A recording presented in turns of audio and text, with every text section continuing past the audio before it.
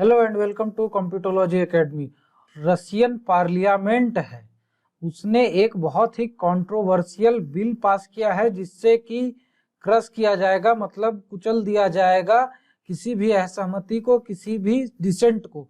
तो इस बिल को पास करने के पीछे क्या कारण है, क्या मंशा है, इस बिल में क्या है, ये सब चीजें हम लोग जानेंगे, अभी देखेंगे। तो हमारे चैनल को सब्सक्राइब कर लें और बेल आइकन को भी दबा दें ताकि जब भी हम नई वीडियोस डालें तो उसकी इंफॉर्मेशन आप तक पहुंचती रहे। My self Vidyanand Singh, let us start. तो देखिए, ये एनडीटीवी का आर्टिकल है। Russia approves the bill that would bar the critics from contesting the elections. मतलब साफ है कि जो भी क्रिटिसाइज करेगा रशियन गवर्नमेंट को, उसे इलेक्शन लड़ने से ही रोक दिया जाएगा। तो सेम चीज ये देखिए, अमेरिकन जो न्यूज चैनल है एबीसी, वहां पर भी Russian bill would bar Navalny allies from seeking the office. तो यहाँ पे एनडीटीवी ने थोड़ा सा इसको डाउनग्रेड करके छापा है, वुड बार द क्रिटिक्स। लेकिन अमेरिका की चाहे यूरोप की जो भी न्यूज एजेंसीज है वो रशिया के अगेंस्ट में मुखर होकर बोलती है। उन्हें खुलेआम बोलने में कोई दिक्कत नहीं होता है क्योंकि वो रशिया के अगेंस्ट में ही हमेशा रहते हैं, क्योंकि यहाँ पर कम्युनिज्म और कैपिटलिज्म की लड़ाई है, प्लस कोल्ड वार एरा का टग ऑफ वार है, प्लस और भी बहुत सारे रिलेटेड इशू है, जैसे कि ह्यूमन राइट्स का इशू हो गया और बहुत सारी चीजें हैं। तो यहाँ पर हुआ ये है कि जो रशियन पार्लियामेंट ने 146 मेंबर्स ने वोट किया है इस बिल के सपोर्ट में, एक मेंबर ने अगेंस्ट में वोट किया और एक मेंबर ने अब्सटेन कर दिया। और ये भी सिर्फ दिखाने के लिए है, अदरवाइज नहीं तो सीधा घोषित हो जाता कि रशियन पार्लियामेंट जो है वो रबर स्टैंप है, पुतिन जो भी चाहते हैं वो वहां से पास करवा लेते हैं। अब सिर्फ बाकी रह गया है कि ये बिल जैसे ही पुतिन साइन करेंगे ये बिल लॉ में बदल जाएगा। और इस बिल में है क्या, इस बिल में ये लिखा है कि जो भी ग्रुप या ऑर्गेनाइजेशन एक्सट्रीमिस्ट घोषित हो जाती है कोर्ट के तरफ से, वहां के न्यायालय के तरफ से, तो उस पार्टी के लीडर्स को 5 साल तक के लिए इलेक्शन कंटेस्ट करने के लिए, चुनाव लड़ने के लिए रोक लगा दिया जाएगा। और उस पार्टी के मेंबर्स को या फिर उस पार्टी को जो लोग फंडिंग देते हैं, तो उन लोगों को भी जो है सो 2 साल के लिए बैन कर दिया जाएगा। अब इससे साफ निकल कर आती है कि जो भी पार्टी वहां की गवर्नमेंट के अगेंस्ट में बोलती है, वहां की पार्लियामेंट के अगेंस्ट में बोलती है, उन्हें साफ तौर पर वहां पर इलेक्शन लड़ने से ही रोक दिया जाएगा। 5 साल का बैन लीडर्स पे बहुत होता है क्योंकि वोट मिलती है लीडर्स के चेहरे पर, मेंबर्स को और फंड रेजर्स को ज्यादा कोई जानते नहीं है। तो उन लोगों के ऊपर भी 2 साल का बैन लगा दिया गया है। एक तो लोग उनको वैसे ही नहीं जानते हैं, अगर उस पार्टी के नाम पर लीडर्स के बंद होने के बाद अगर ये लोग कोशिश भी करते कि हम इलेक्शन लड़ लें तो वहां पर ये भी चीज पॉसिबल नहीं। मतलब ऑल टुगेदर यहाँ पर निकल कर ये आ रहा है कि सीधा पार्टी ही बैन कर दिया जाएगा। इसे ऐसे मान लीजिए कि जैसे केजरीवाल जो है बीजेपी के अगेंस्ट में बहुत ज्यादा बोलते हैं, ठीक है, तो अगर केजरीवाल की पार्टी अभी गवर्नमेंट में नहीं रहती, दिल्ली सरकार की, और वहां पर ये अगर मुखर रूप से सेंट्रल गवर्नमेंट के अगेंस्ट में बोलती, तो ये बिल अगर इंडिया में होता तो सीधे तौर पे केजरीवाल की पूरी आम आदमी पार्टी को ही, आम आदमी पार्टी है केजरीवाल की, उसे सीधा 5 साल के लिए उनके लीडर्स को, जैसे केजरीवाल हो गए, संजय सिंह हो गए, मनीष सिसोदिया हो गए और जितने भी लीडर्स हैं उनको 5 साल के लिए बैन कर दिया जाता। और केजरीवाल की पार्टी को, आम आदमी पार्टी को, जो लोग फंडिंग देते हैं, पैसे देते हैं, या उनके जो मेंबर्स हैं, उनको 2 साल के लिए बैन कर दिया जाता। मतलब आम आदमी पार्टी पूरी खत्म हो जाती। इसी तरह से यहाँ पर किया जा रहा है।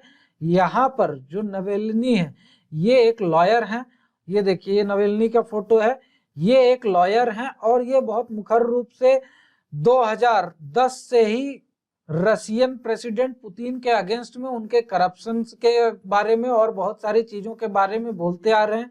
यूट्यूब पर भी इनके बहुत सारे फॉलोअर हैं, लगभग 6 मिलियन फॉलोअर इनके यूट्यूब पे हैं, वैसे ही ट्विटर पे बहुत ज्यादा फॉलोअर हैं। और वहां इन सब प्लेटफॉर्म के थ्रू ये रशियन प्रेसिडेंट व्लादिमीर पुतिन के अगेंस्ट में बोलते रहते थे। तो उसके कारण यहाँ पर क्या हुआ कि इन्होंने 2012 में एक रैली निकाली थी और उस रैली में कुछ आगाजनी हो गई, कुछ इम्बेजलमेंट हो गया और उसके कारण वहां पर इन पे एक मुकदमा चलाया गया और 2013 में इन्हें एक 2.5 साल की सजा सुनाई गई, जो कि सस्पेंडेड थी। सस्पेंडेड थी मतलब क्या है कि इन्हें 2.5 साल की सजा तो दे दी गई, लेकिन उन्हें तुरंत जेल नहीं जाना पड़ा, वो सस्पेंडेड थी। लेकिन इनके ऊपर ये नियम लागू किया गया कि हर महीने में 2 बार ये वहां के करेक्शन ऑफिसर को, प्रिजन के करेक्शन ऑफिसर को जाकर रिपोर्ट करेंगे। तो उसके बाद भी ये नहीं रुके, ये इन्होंने अपना कैंपेन चालू रखा। इन्होंने अपनी एक पार्टी बनाई, the future party of Russia, और जो व्लादिमीर पुतिन की पार्टी है यूनाइटेड रसिया, उसके अगेंस्ट में खुलकर इन्होंने प्रचार करना शुरू कर दिया। उसके अगेंस्ट में बोलते रहे और यूट्यूब पर, ट्विटर पर, हर जगह पर उनके करप्शन को उजागर करते रहे। इन्होंने एक कैंपेन भी चलाया, द पैलेस ऑफ पुतिन करके, जिसमें कि उन्होंने उनकी प्रॉपर्टी के बारे में बहुत सारे खुलासे किए और उन्होंने पुतिन की पार्टी को क्रूक्स एंड थीफ्स की पार्टी भी घोषित कर दी, चोरों की और लुटेरों की पार्टी घोषित कर दी। और वहां पर इस नाम से बहुत सारा कैंपेन चलाया। इससे पुतिन बहुत खफा थे। उसके बाद क्या हुआ कि 2017 में इन्होंने मॉस्को में मेयर का इलेक्शन लड़ा और वहां पर ये सेकंड आ गए। और यहां से पुतिन को डर लगना चालू हुआ कि इनकी पॉपुलैरिटी बढ़ रही है धीरे धीरे। ये इतना एक्सपेक्टेशन जो था सेकंड आने का, 27% वोट मिले थे नवेल्नी को, एलेक्सी नवेल्नी को, लेकिन इतना एक्सपेक्टेशन एलेक्सी नवेल्नी को भी नहीं था कि मुझे वोट मिल जाएंगे। लेकिन इतनी वोटिंग होने के बाद इनके फेवर में पुतिन को भी डर लगने लगा और उन्होंने इनके अगेंस्ट में बहुत सारे जो है केसेस वगैरह खोलने चालू कर दिए और बहुत सारी जो एक्शन है लेनी चालू की। उसके बाद ये एक बार बाहर गए हुए थे यूरोपियन कंट्रीज में, तो पिछले साल अगस्त 2020 में इन्हें नर्व एजेंट के थ्रू पॉइजन कर दिया गया और उसके कारण इनकी तबीयत खराब हो गई और यहाँ से इन्हें लिफ्ट किया गया, लेकर बर्लिन ले जाया गया और वहां पर इनका इलाज चला। और इलाज में पुतिन तो सोच रहे थे कि ये मर जाएंगे, लेकिन ये बच गए। उसके बाद जब ये मॉस्को वापस आए तो वहां पे क्या हुआ कि इन्हें फिर से अरेस्ट कर लिया गया और इन्हें विदाउट ट्रायल जेल डाल दिया गया। और किस केस में डाला गया? 2013 के केस में डाला गया कि आपको हर 2 महीने पे करेक्शन ऑफिसर के सामने रिपोर्ट करना था और आपने रिपोर्ट किया नहीं, इसीलिए आपको जेल में भेजा जा रहा है। अब ये 2.5 साल जेल में रहेंगे। उसके बाद ये बिल आ गया। ये बिल आने के बाद अभी इनकी पार्टी के अगेंस्ट में कोर्ट में केस पेंडिंग है, जिसमें कि वर्डिक्ट अगले हफ्ते आएगी और अगले हफ्ते वर्डिक्ट में डेफिनेटली सब लोग मानकर चल रहे हैं कि इनकी पार्टी को एक्सट्रीमिस्ट ऑर्गेनाइजेशन घोषित कर दिया जाएगा। उसके बाद इनकी पार्टी का कोई भी मेंबर, कोई भी फंडिंग करने वाला इंसान, कोई भी इनके पार्टी से इलेक्शन नहीं लड़ पाएगा और इलेक्शन ड्यू है रसिया में। तो उसके बाद अब इनकी पार्टी को एक तरह से पूरी तरह खत्म कर दिया गया है। और यहाँ पर इन सब चीजों को देखते हुए रसिया के अगेंस्ट में जब इनको पॉइजन किया गया था और उसके बाद विदाउट ट्रायल इन्हें जेल कर दिया गया, तो यूरोपियन यूनियन के ह्यूमन राइट्स कमीशन ने रसिया के लीडर्स पर बहुत सारे सैंक्शंस लगा दिए। यूनाइटेड स्टेट्स ने रशियन लीडर्स पर बहुत सारे सैंक्शंस लगाए और इस पार्लियामेंट की बिल को पास होने के बाद हर तरफ से रसिया के क्रिटिसिज्म हो रही है कि ये against the right to free speech है, आप डिसेंट को मजल आउट कर रहे हैं, आप अभिव्यक्ति की आजादी छीन रहे हैं, आप अपने अपोजिशन को कुचल रहे हैं, यहाँ पर एक तरह से डिक्टेटरशिप चल रही है और आपकी जो पार्लियामेंट है वो एक रबर स्टैंप बनकर रह गई है, न कि वहां पर डेमोक्रेसी चल रही है।